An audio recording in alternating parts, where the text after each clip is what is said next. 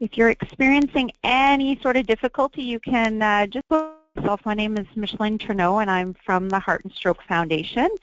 And we're here for a webinar on farm to school salad bar programs. And this was really started, again, from some interest in the national farm to school grant program that's going on right now. So for today, what you're going to see with our presentation, for some reason I can't advance the slides. There we go. Yeah, this really, how this came about was some partnership work that we've been doing with an initiative called Nourishing School Communities, and it's a 3-year grant that's from the Canadian Partnership Against Cancer, various partners, but the two that are on the call here today is Farm to Cafeteria Canada and the Heart and Stroke Foundation, and we're two of the partners that are involved in that Nourishing School Communities initiative. So, and then another piece to think about for some of you that may have attended, we had a national school food conference in November in Montreal. It was called Changing the Menu. And so from that event, we're also continuing to do some ongoing webinars and other knowledge exchange activities. So that's where you might have heard about this webinar as well as through Changing the Menu and that website. But and also Farm to Cafeteria Canada has been promoting this and various partners across the province. So for today, what you're going to see is I'm going to shortly turn the stage over to our first presenter, which is Chris Peters, and he's a teacher from St. Bonaventure's College in St. John's, New Brunswick. Sorry, not New Brunswick, St. John's, Newfoundland. And so he's going to start with his presentation about a farm to school salad bar program that has really been running for a few years now there. And right after his presentation, we're going to go into a Q&A session, and that's going to be with questions specifically to Chris and any questions about sort of running a farm to school salad bar program. And then we're going to turn things over to Joanne Bays, National Manager for Farm to Cafeteria Canada. And this is where you're going to hear more specifically about the farm to school grant opportunity. So Joanne's going to talk about the grant and some specifics, and then there'll be another Q&A session, which is really around getting some questions specific to the grant and some questions you might have. I just want to highlight here right away that any questions that don't get addressed on the call today, you're welcome to submit them to us. So before we start, just a few quick housekeeping things. With this webinar system, you'll notice that if you're a participant, you will not be able to, we can't hear you. So everyone's muted except for the speakers. So really important, to use your audio, you can either listen by phone or through your computer speakers, but you won't be able to talk throughout. So in order to ask questions, you're actually going to have to use either the question feature, which you will see on the panel at the right-hand side from the webinar. You can use the question feature or you can use the chat feature. So you should be able to see both, and that's the way that you can send us your questions and we can help to address them. Or if you want to, if neither of those options are working for you, you can actually email Pascal, and Pascal is here with us at the Heart and Stroke Foundation office, and she's going to be monitoring her email throughout this and taking your questions. And again, any question that you don't get addressed, you can email Pascal after, and she'll send a little reminder email at the end of this webinar to send your questions, and we can make sure that we get those answered and sent to you. Just one more thing about questions. We're going to not address food safety questions on the call today because it's a very different situation for BC and Ontario, so we're going to just leave those questions and save them for follow-up that we're going to do afterwards. And actually, I think that's basically it. So what I'm going to do now is I'm going to turn things over to Chris, who's going to be our first presenter, and he's going to just give him a second here to get started. And Chris is going to use his webcam, so you should be able to see him there. And it's a little bit later in the day for out in Newfoundland, and end of the school day, right, Chris? Yeah, it's 4:30 here, so. 4:30, all right. So, and we'll turn things over to you. So go ahead. Okay. Well, good afternoon from where I am. This presentation is about the Sidebar program at St. Bonaventure's College. We're a K-12 school in St. John's, Newfoundland, an independent school of about 365 students. And we started our Sidebar program, the grant process, in June 2014, and it's been up and running since April of 2015. So I've identified 7 helpful tips from grant application through to the implementation of the Sidebar. So this next slide just kind of identifies the process I'm going to go through. And you'll notice I've been using a lot of garden metaphors for reasons that I hope become apparent as I go through. But I'm going to start with the grant process, support from school administration, the application for the grant, the importance of developing relationships, relationships within the school, but also outside the school and in the farming community, and the food security networks that you may have locally, the problems that may come up, that inevitably come up, and the strength of relationships to help those, and then some of the specifics that we use the grant in our Sidebar very briefly, and then the arrival at the Sidebar. So I'll start. This is a picture of our school campus. This is it's a picture that actually appeared in Owl magazine. This is our school garden, 6 garden beds. Owl magazine got to us a little bit late, so you're seeing a picture post-harvest in, I think it was early November. But our garden program is really the starting place for our Sidebar program. We started the garden program in 2008. And it was really coming together. Students and teachers, myself included, were interested in composting and growing things, and we realized we didn't really know what we were doing. So that initial, desire for a garden to be growing vegetables on campus as a teaching tool, but also, just teaching kids about local ecology, history, etc. That led us to reach out to the local farming community, organic farming community, and also the food security network, Food First Newfoundland Labrador. So both organizations were extremely helpful. We've had students working with local farmers since 2008, learning the basics of farming. And Newfoundland's a bit different than other places in terms of what grows here, what doesn't grow here, the growing season. So all of these things have been very helpful, and just that developing that relationship between ourselves and the local farming and food security communities were instrumental in getting our garden program started in keeping it going since 2008. Very important in getting our compost program up and running successfully since 2008. But it was also really, we feel at the school, instrumental in getting a Sidebar program here at the school, for reasons that I hope will become apparent as we go forward. So these are some of the partner organizations we had initially in the garden program. Food First NL was Food Security Newfoundland Labrador, and they're working with food security issues in Newfoundland Labrador, which are extensive. Newfoundland Labrador right now is growing 3% of their vegetables that are consumed in province, and I believe Newfoundland Labrador has the lowest consumption of vegetables of any province in Canada. And the second picture is Seed to Spoon, which is a local organic farm.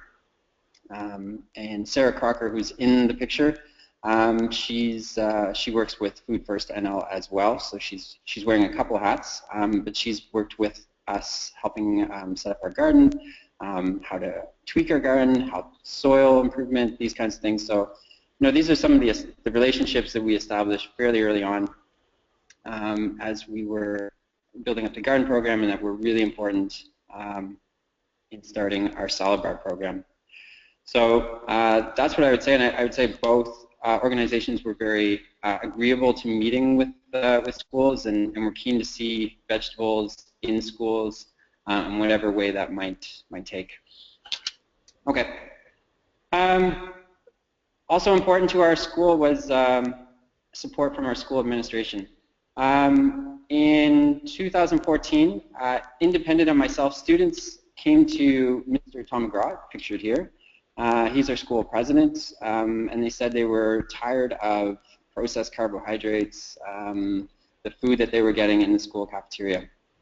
So he said he was interested in exploring some different ideas. At about the same time, I had a presentation from Food First NL in my class, and one of the ideas that was presented was a farm to school program. And I thought, wow, it's a really neat idea. I brought that to Tom. He suggested I go ahead and explore what kind of options we might have. That led to some meetings, and it ended up meeting with Lester's Farm Market. They're not an organic farm, but they're a heritage family farm, 150 years in Newfoundland, Labrador. St. John's, Newfoundland, I should say. And they were very agreeable to the idea of growing a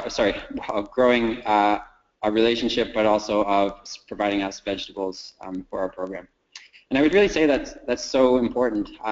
If Tom had said no, he wasn't interested. He already had a contract with our school food service provider, which is Chartwell's, and he was interested in exploring different ideas. That pretty much would have ended any kind of exploration of that idea. But he's been very supportive of this from the get-go, and that's pretty important to any program. Right. So having identified that we wanted some kind of relationship with a farm bringing in fresh produce into our school, we then got the go-ahead to explore that. I spoke with Susan and Mary Lester. They're in the picture you're seeing now, Lester's family farm. And then very quickly, Sarah Ferber of Food First NL said, you know what, there's a grant available for Farm to Cafeteria Canada. Are you interested in applying? Which we obviously were. Lester's was very interested. It seemed to fit everything that we were doing. So at this point, we set up a meeting with Chartwell's. So Chartwell's is our school food provider, food service provider. And we weren't really sure going into this meeting how agreeable they were going to be. Whether they would say, no, they're not interested in the idea, we're a fairly small school, we don't have a lot of pull. So we did some preliminary research going into that meeting just to find out what Chartwell's does in other places. We found out that they do run salad bars in their American operations, that they had garden programs. But when we sat down with them, we actually found that they were very agreeable to the idea of a farm to cafeteria program, and I think that's important to stress. They were interested in the idea. They liked the possibilities there. I think in hindsight, if we'd been a little more specific with, this is what we want from our salad bar, how many times a week we wanted the service to be operating, a price range that we were comfortable with. These kinds of things. I think we could have clarified things in that initial stage, but going into it, that first meeting, we just thought, we'll explore the idea, and they kind of surprised us by saying, oh yeah, this is a great idea. Let's go with it. The other thing we missed out on in that initial meeting was we didn't invite the on-campus Chartwell's employee to that meeting. We just kind of assumed the Chartwell's regional manager would speak to her. That wasn't the case. and it took us a long time to kind of get our on-campus employee on board to the idea. So that was a mistake in hindsight. So again, those relationships are so important. You know, obviously you're reaching out to the farming community. That's almost easier. It's more difficult when you're reaching out to your school food service provider because they're going to have a different mandate in these kinds of operations. Right. I think I can. Right. So I think pretty key to my talk here is developing relationships.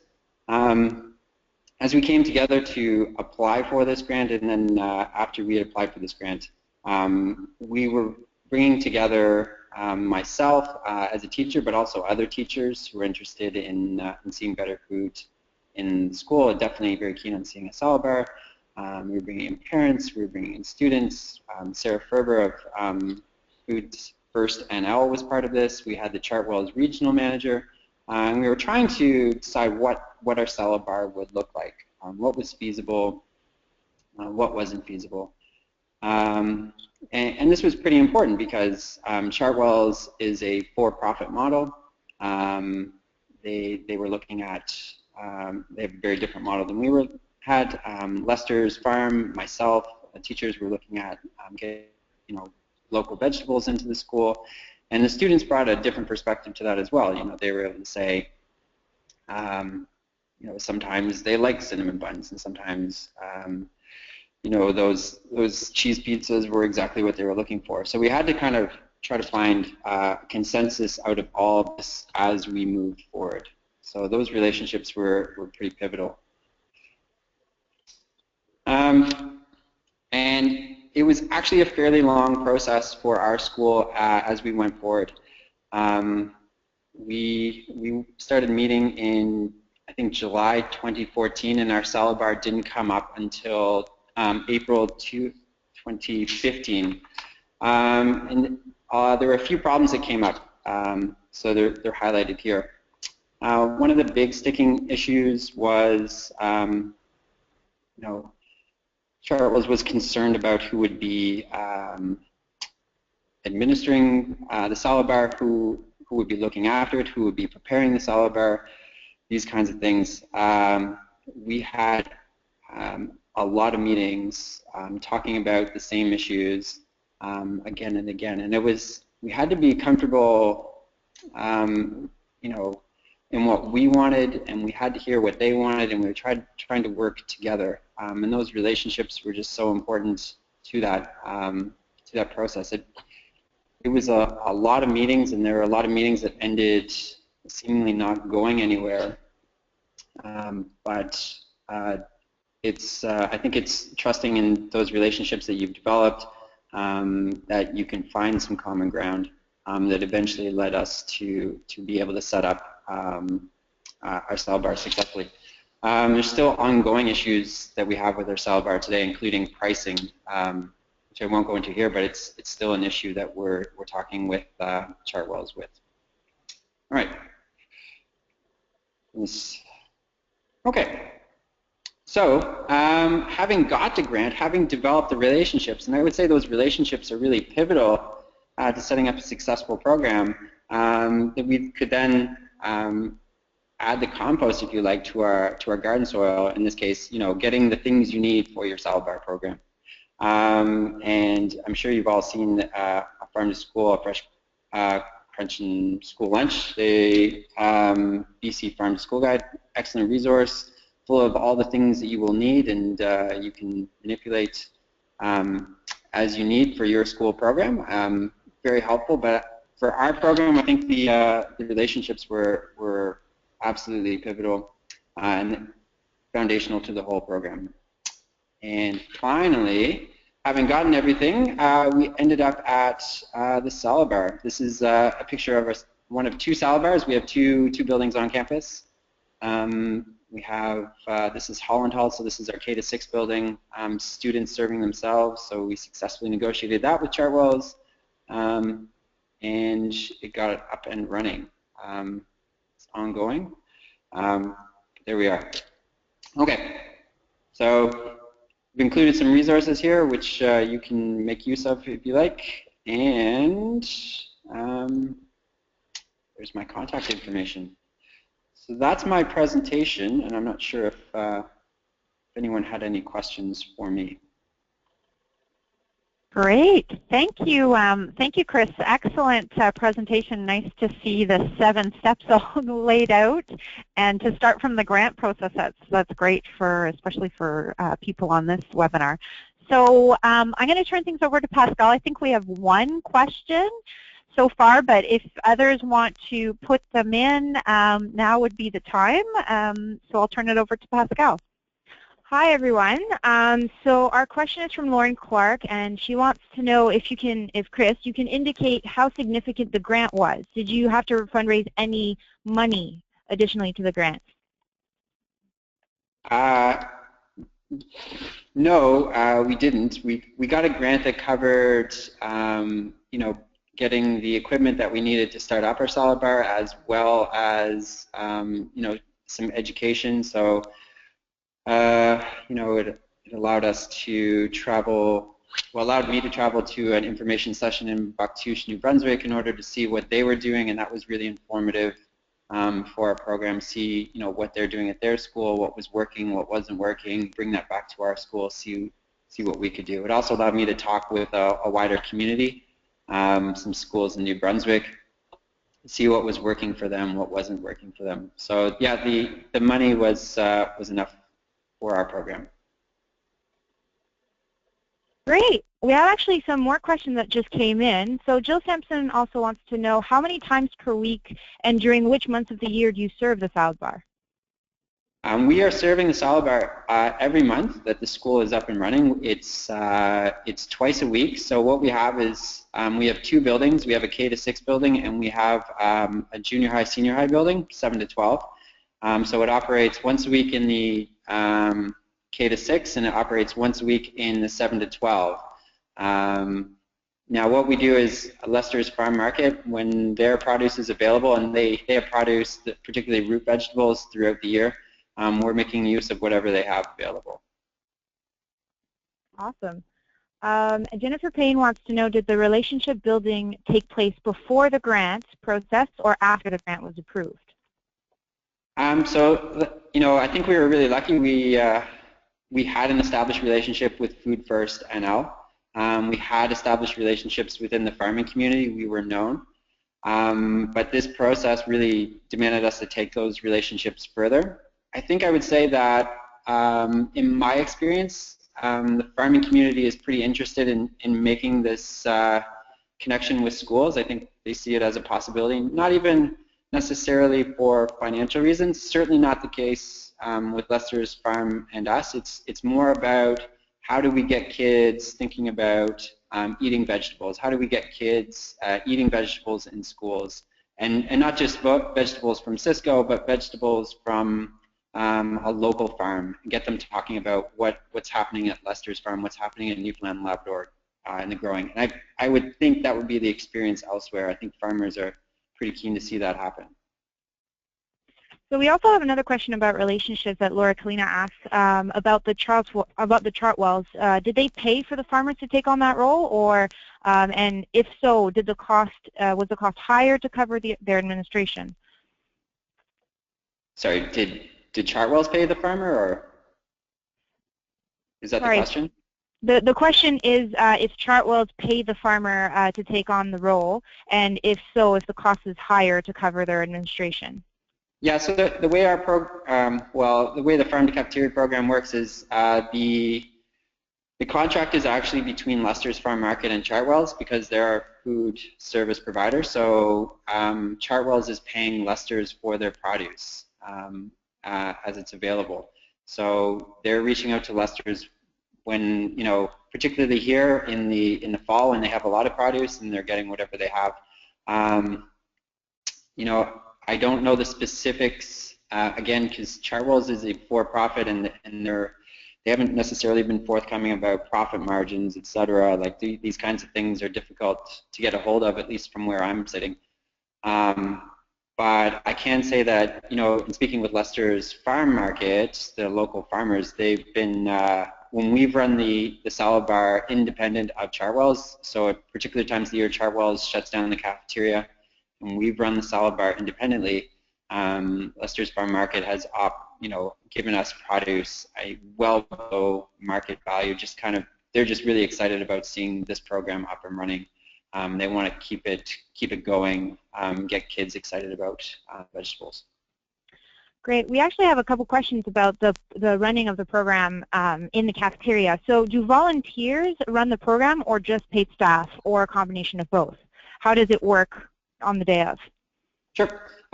So we're really lucky. We have a mother that comes in every Wednesday morning, and she preps everything. She will dice. She's in at 8 o'clock in the morning, right until the salad bar starts at 12. So she does all the prep work for us. And then we have a group of, I think this is right, 7 other parents who come in during their lunchtime to help, not to serve the salad bar, but to just set it up, clean the stations, etc. We did have students last year who were cleaning and taking apart salad bars. We just found that was very difficult. But so we have a group of 8 parents who are coming in every week, and they're, I think there's 4 on Wednesday and 4 on Thursday. So they're doing the cleaning and everything else. Last year I was helping out with some of the cleaning. This year I'm not. So like everything's kind of looked after. So we don't have anyone who's paid doing this.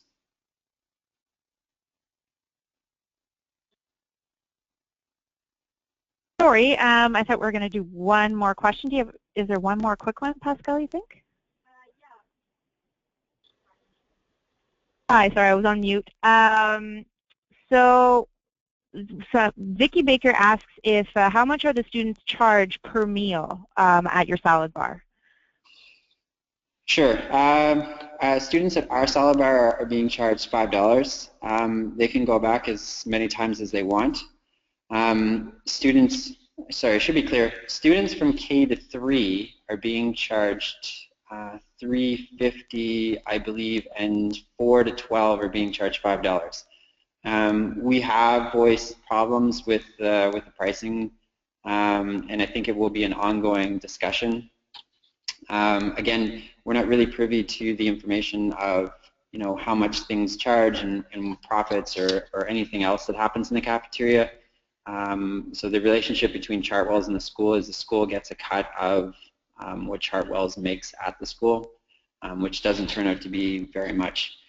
So $5 I think is on the high end for Canada for salad bar, and if the students want to avail of protein, so they have chicken, grilled chicken that they can buy as well, it's an extra $2. But on the plus side, students can go back as many times as they want for salad. What we find is that students in high school go back a whole lot. Students in junior high a little bit. Students in primary and elementary don't go back.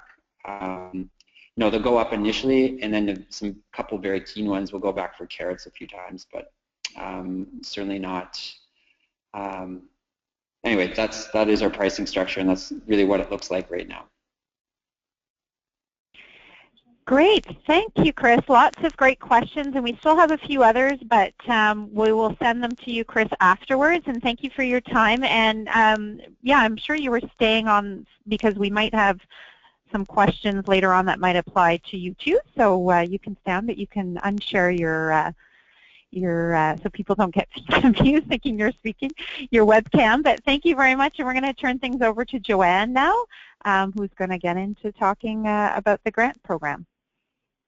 Hi, everyone. Chris, that was a fabulous presentation. Thank you. I'm so excited to see all that has happened in Newfoundland in really such a short period of time.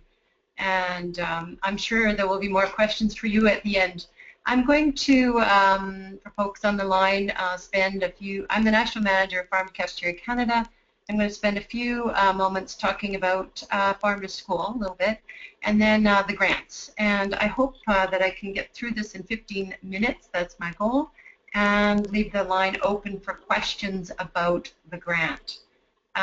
So a little bit about Farm to Cafeteria Canada. We're a national organization. We're fairly young, established in 2011, but we're 3,500 members strong already.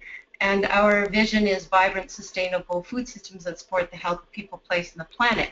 And our mission is really about how do we get more healthy, local, sustainable foods in all of Canada's public institutions. So schools are one, but we're also very much involved in campuses, healthcare, and other facilities.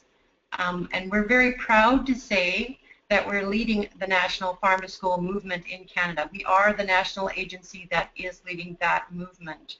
And by the vision for that movement is actually healthy, local, sustainable foods in the minds, on the plates, and in the mouths of students. So there's a variety of programs and practices and policy work and research going on underneath that umbrella, but we're very much about fostering that from coast to coast to coast. When I say farm to school, most of you should have by now downloaded our farm to school fact sheet, which is on our website, www.farmtocafeteriacanada.ca. But I think it's very important to go to that right now and let you know that it's really farm to school really aims to transform school food systems and regional food systems in order to get to that vision, healthy, local, sustainable foods on the minds and on the plates of students. And there are three components, dimensions of a comprehensive farm to school program. One is a food literacy dimension, the other is access to healthy local foods in schools, and the third is school and community connectedness. These grants are about building on activity that's already happening in schools, this kind of farm to school activity, to come to a comprehensive program where we are bringing foods from the field into the school cafeterias and delivering that food through a salad bar service. And I just want to say that there's no cookie cutter approach to farm to cafeteria or farm to school. There's a wide variety of successful and sustainable program models. Even though we're going to be talking about salad bars, I really want to keep people from narrowing their lens to thinking that is all we're talking about when we say farm to school. And programs differ in two dimensions. One, how the food arrives at the school from the field to the fork, and they also differ in what happens to the food when it gets to the school. How is it served? So those are the two major places where farm to school models may look different.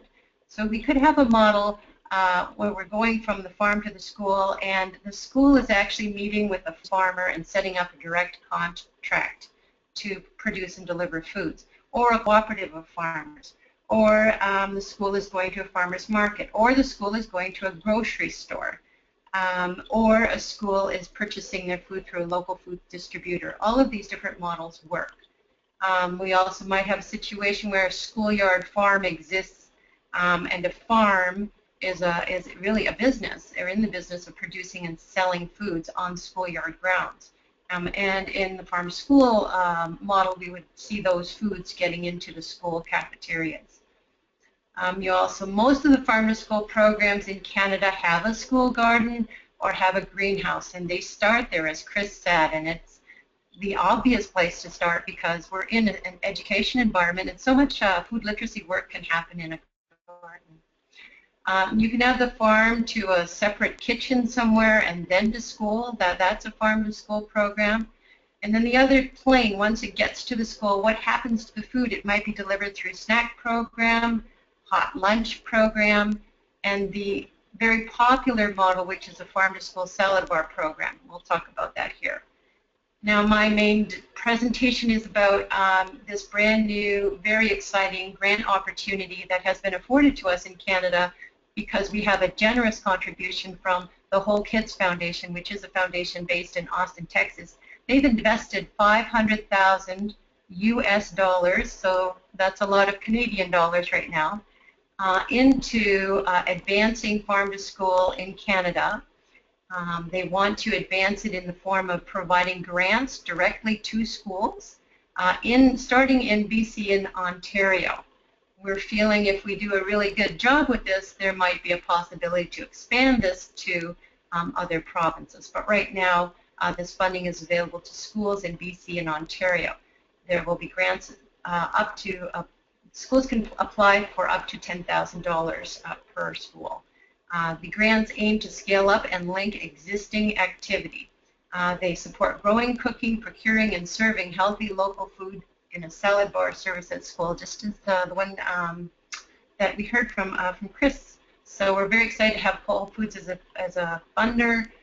We are the administrative body, Farm to Cafeteria Canada, and we are working with two of our key partner organizations in Ontario and one in BC, and that is the Sustain Ontario and their Edible Education Network.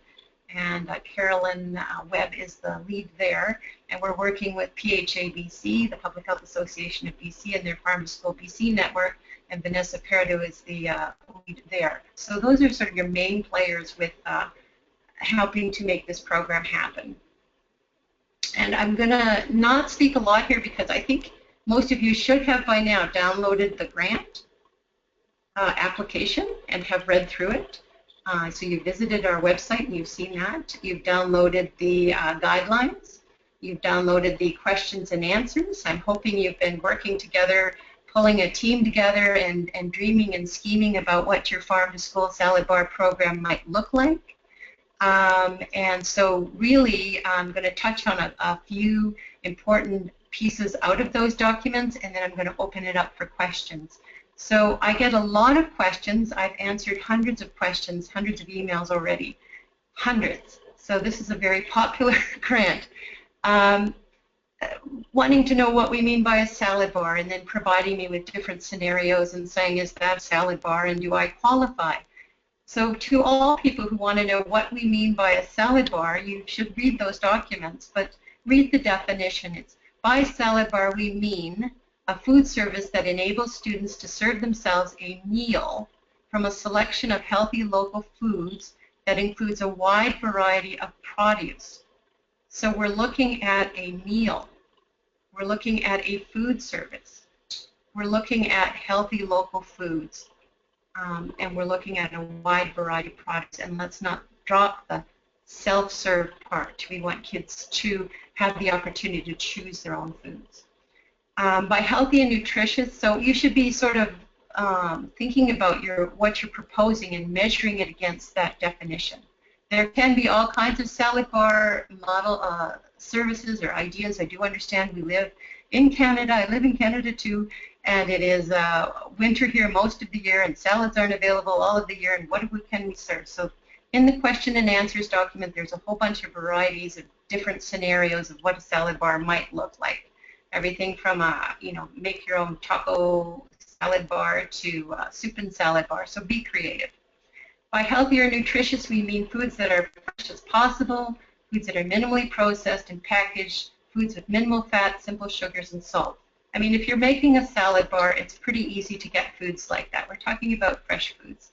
And they need to meet provincial health guidelines and food safety guidelines. By local food, I get a lot of questions about local. We mean foods produced as close to the school as possible. Local may vary over the season. When regional food supplies are exhausted, provincial food supplies are considered local. And then, of course, when provincial is gone, then, the next sort of distance out, which would be perhaps Western or Eastern Canada.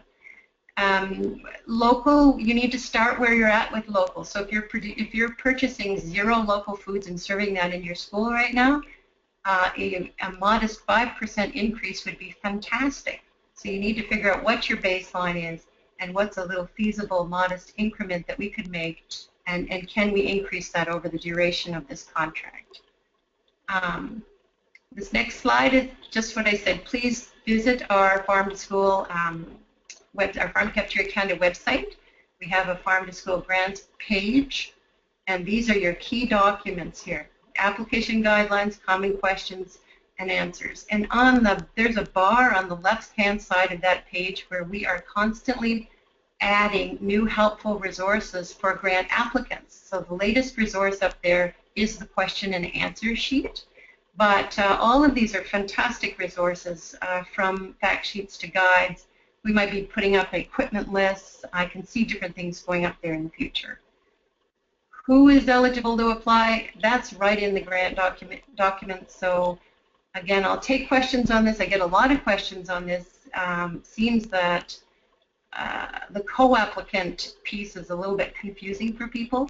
We're looking really for a community partner, somebody outside of the school, because this grant is different in that we're trying to encourage this. In previous iterations of the grant, we didn't put a lot of focus on this, but we're realizing that those relationships that that Peter talked about are important. So we want schools to partner with groups like their food security network, who can help the schools, because it's not their normal function, to reach out to the school, to the local food system actors. So that would be your farmers and your fishers and your food suppliers.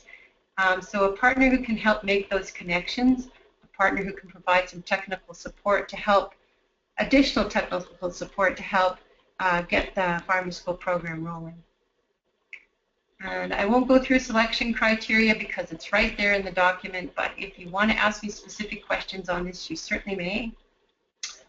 Use of funds, again, this is in the documents. See guidelines on page 6. And in the application, pages 14 and 15, we are very clear about what we will fund and what we cannot fund. And we're getting a lot of questions about, oh, how do I deal with these ongoing food costs and ongoing coordination costs?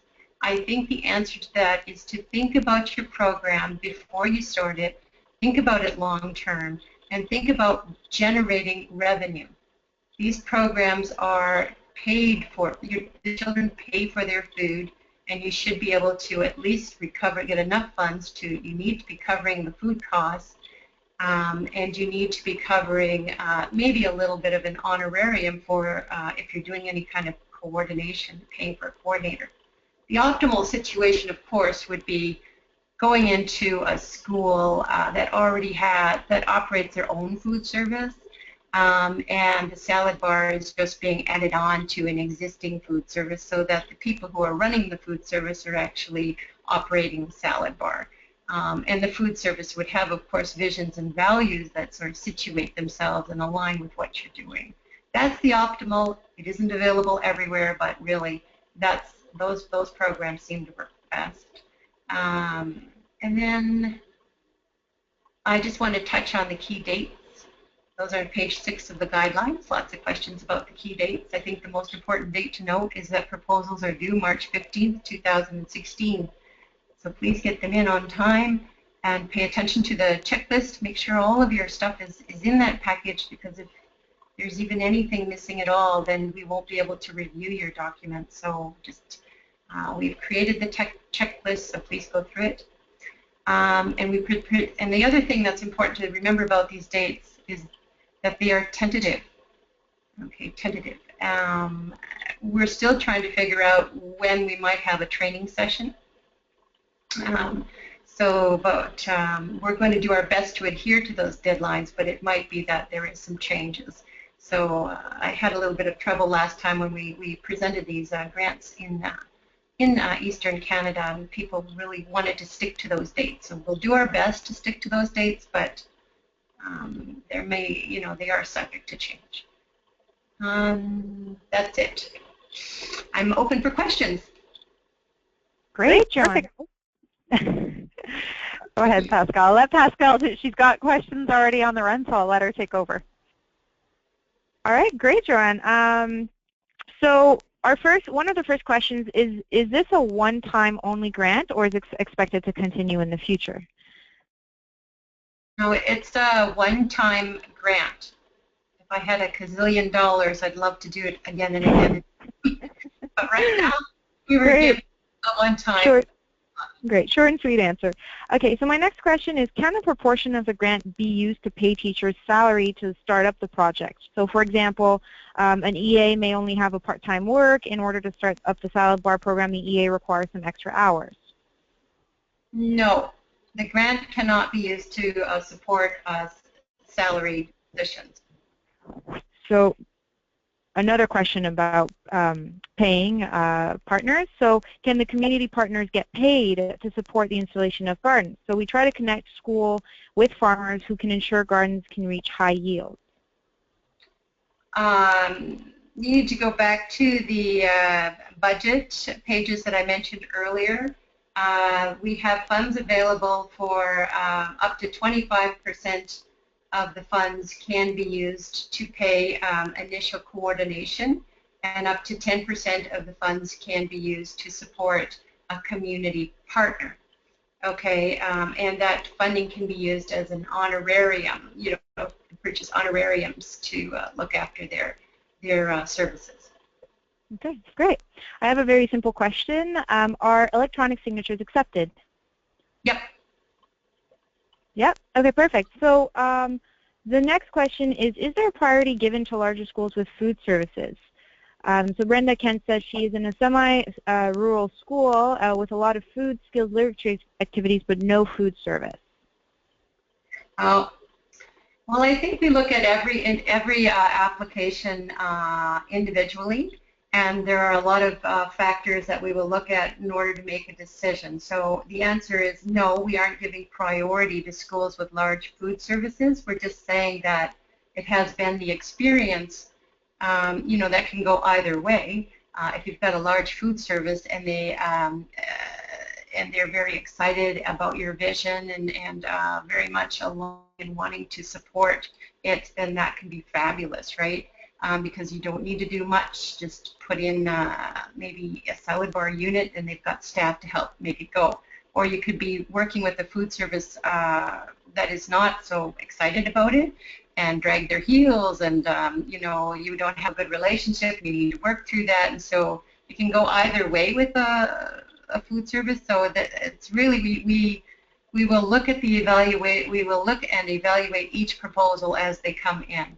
If you're a school that has, the main thing is if you want to put in a salad bar, you need to have some basic things available at your school, and you'll need to meet with your environmental health officer to make sure that your plans meet food safety regulations. But the basic is, do you have a space to prepare foods?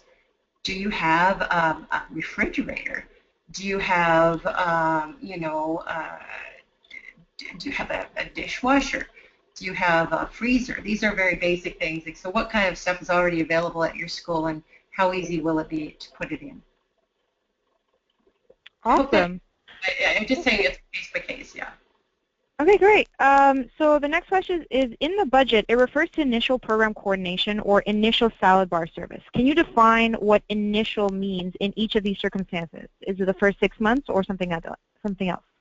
Yeah, generally the first 6 months, because you should be gearing up towards developing a financially sustainable school food service here, farm to school salad bar program. So whatever you're putting forward is going to be generating money to pay for these extra services, for not extra, but to pay for the food and to pay for the coordination. But we do acknowledge that when you're trying to set up a program, there are extra coordination time needed to pull it all together, to do the planning, to, you know, get it going. So it's for the first 6 months. You may use the funds to support honorariums for coordination. And again, food service, initial food is something you'll need to purchase. So there's a bit of money in the grant to purchase the initial foods for the first salad bar operation. So there's $3 per child who will be participating in the salad bar. You can use that amount of money for the purchase of the initial food. Great. So the next question is, can you describe the in-person training for the 15% of the funds? Well, we're working on that. But the way it's happened in the past is that we will be offering for this contract, we will be offering 2 provincial training sessions, and they will likely be face-to-face training sessions, and they will be offered where we're bringing together people from across the province. So we'll have one in BC and one in Ontario. So 2 in BC, 2 in Ontario, I'm sorry, where we bring together people across the province to share their expertise and stories, but mostly these are sustainability training sessions. So we talk about how do we, it's basically from the beginning, how are we going to anchor our work in what's already going on, how are we going to maintain this once the funds run out. And in these training sessions you'll learn about food safety requirements, we'll talk about working with your large food distributors, we'll talk about fundraising, we'll talk about policy. So yes, 2 in the space of this contract. Awesome. We've had some questions about space and equipment. So we wanted some of the registrants wanted to know if what are some of the criteria for space? What are some of the examples? If you have limited space or capacity for a salad bar, what will qualify for the grant? Would the salad bar equipment have to be already in place, or would they have to do that after the grant received, or and such? Okay. I think one of the things you need to do is contact your environmental health officer right away in your planning stages. Actually invite them to the planning table so they can have a look at your space. And you can talk to your environmental health officer if they're able to come visit. You could actually even draw out a sketch of your place and go meet the environmental health officer, but really they need to have, they can provide you some ideas about how much space you need and whether or not what you're proposing in terms of equipment will meet their food safety regulations. I don't know if I answered.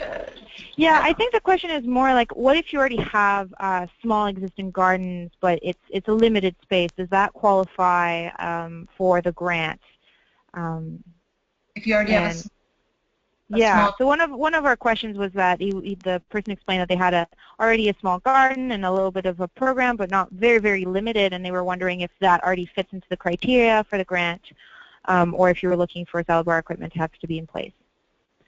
No, you don't have to have salad bar equipment in place. You can use the grant to purchase salad bar equipment. But yeah, I'm just saying that they need to contact their EHO or PHI to make sure that whatever they're thinking of purchasing is adequate to meet food safety. Great. I've actually, I wanted to say that I've seen excellent farm-to-school salad bar programs operate in schools that started out with very little space in their initial planning.